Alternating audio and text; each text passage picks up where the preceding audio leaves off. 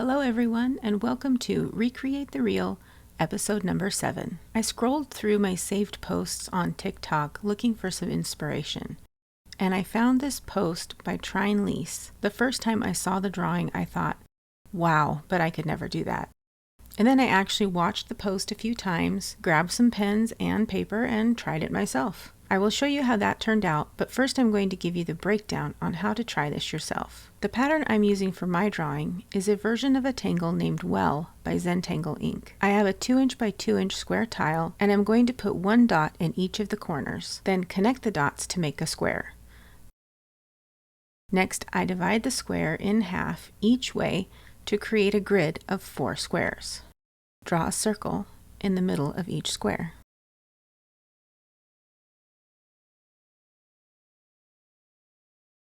On one of the circles, follow the top of the circle around, arching out and landing in the corner underneath where you started, kind of like a backwards C. As you continue to each corner, it's going to make this pinwheel effect. I'm going to do each square in the same direction. Behind the first pinwheel line, I'm going to draw another line parallel to it, an aura, and aura that line and the next line until I get to the corner. And then I'm going to move on to the next spoke of the pinwheel. You may notice I turn the paper a lot. That is because I want to use the muscle memory of what my fingers are doing. So every time I'm doing those auras, I'm doing them all in the same direction, the exact same way, over and over again. I used a black pen to make the pinwheel and auras in 2 of the squares, and in the other 2, I used a different color to draw the auras. Now that I have my pinwheels and auras, I'm going to show you 4 options for making highlights in the stripes. The first option for coloring these stripes is using negative space, which just means leaving a part blank. I'm going to eyeball where I want the highlight to be, and then leave a little gap in each one of those stripes. And I'm going to leave the edges of the highlights jagged.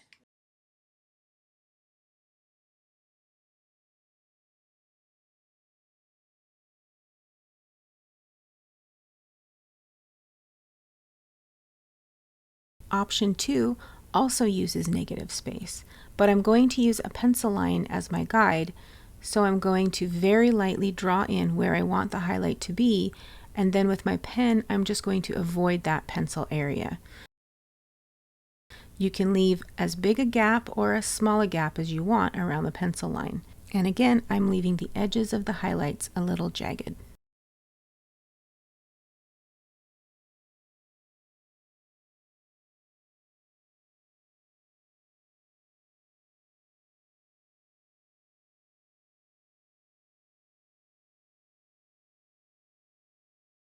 Option number 3 is a full blackout. Color in the entire stripe with no highlights. We are going to come back to this one in a few minutes.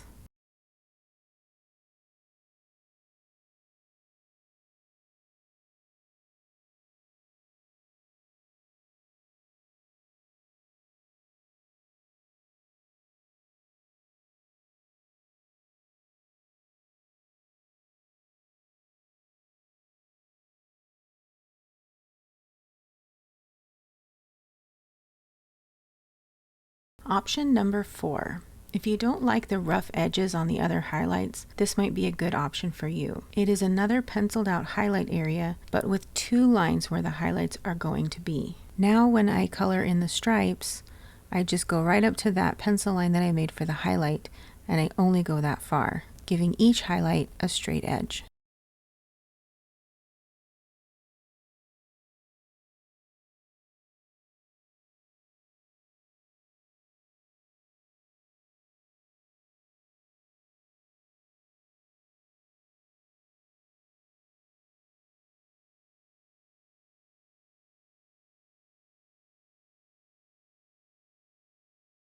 Now make sure your ink is all completely dry before you use an eraser to remove your pencil lines. Now we're going to go back to option number 3, and in order to add highlights, we're going to use a white Sakura Jelly Roll pen. Where we want our highlights to go, we're just going to go over the black with our white pen.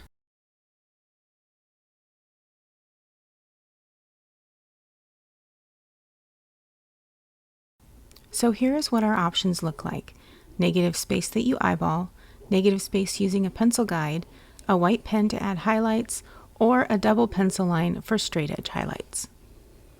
On to the drawing. Here are the supplies you would need to do this drawing: paper, a pen or pens, and then optionally a ruler, a pencil, and a tortillon.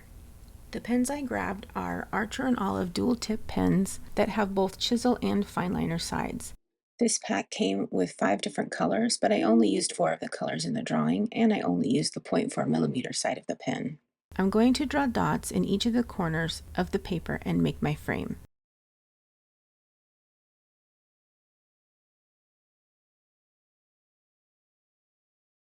I need to make sure that I have the number of columns and rows that I want, so I'm using a ruler to mark where I want my lines to start and stop.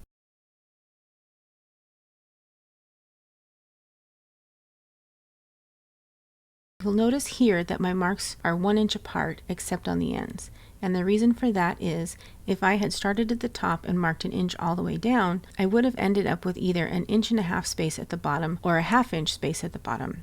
So I marked them off with extra at the top and the bottom because I didn't need each row to be the exact same height. To draw in the columns and rows, I start at one mark and make some rolling waves across the page to the opposite mark. This makes each box in my grid a different size and shape. I made the circles in the boxes fairly small. I'm going to skip ahead a little bit and show you one of these squares in real time. What ended up being nice about the Archer and Olive pens is that if you go over the line a couple of times, it gets darker. And so I can get a little bit more definition on the pinwheel lines.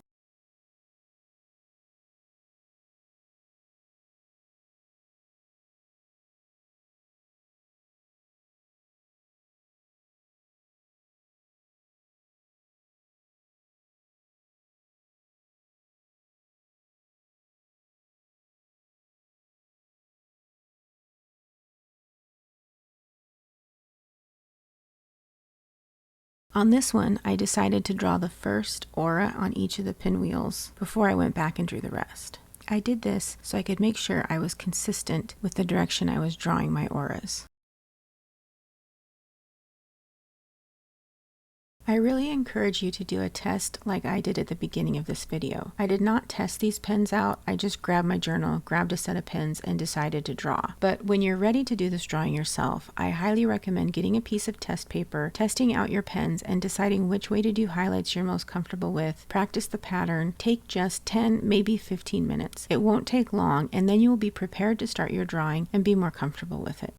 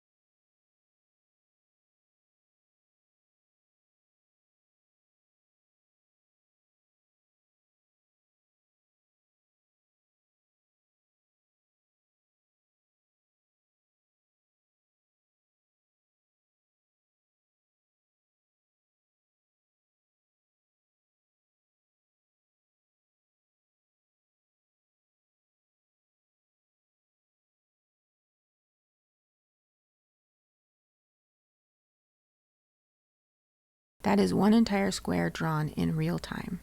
Next, I'm going to show you a couple of mistakes I made on that first row, here where I went the wrong direction, and here where I did it again. But when I was reviewing this, I noticed I had also done it in a couple other places.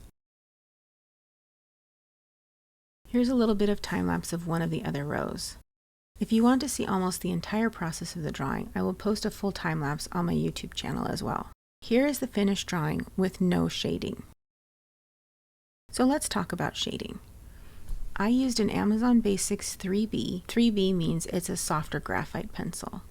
What I'm trying to do is put graphite right next to the pinwheel line and still not get any on the highlights. It's hard to tell, but I'm not using the tip of the pencil. I'm using just the side of the tip and very light pressure. I only want to lay down a little bit of graphite because I'm going to smooth it out in just a moment.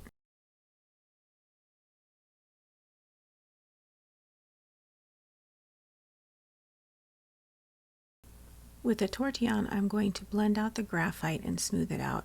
This is what gives it that soft look of a shadow.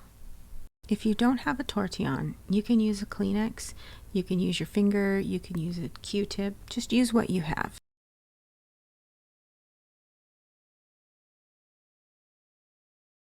The next part I'm going to shade are the sides of the squares, and I'm going to go along each line and add a thin line of graphite.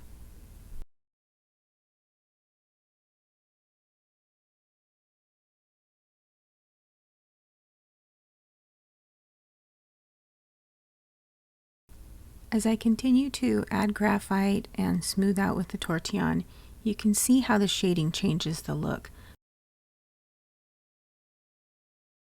Here is the completed drawing, all shaded.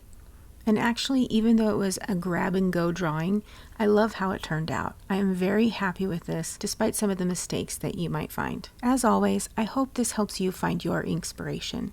If there is something you would like to see me try to draw, I would love for you to leave a comment. If you tried this drawing, I really want to see it. Please feel free to tag me on any of the social media platforms. I will leave my handles in the description below, along with the links to the artist and products I used. Thank you so much for watching.